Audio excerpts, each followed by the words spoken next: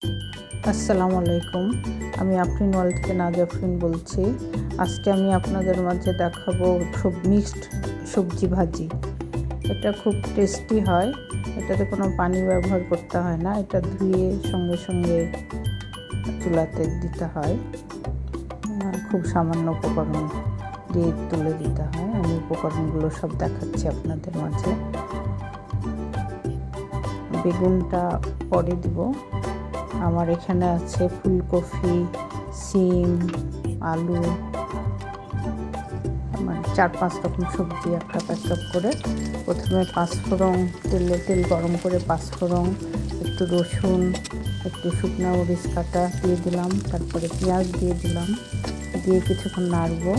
একটু হালকা brown colour হলে তখন হলুদ লবণ দিয়ে সবজিগুলো দিয়ে দেবো।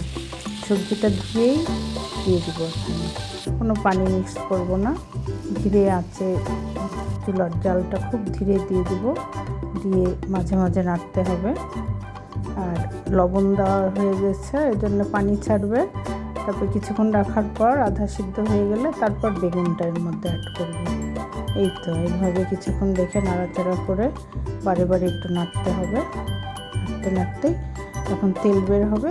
এই হয়ে গেল আমার সবজি ভাজি। এই যে এটা খুব টেস্টি হয়। উপকরণ খুব সামান্য লাগে কিন্তু খুব টেস্টি হয়। Thank you. আল্লাহ হাফেজ।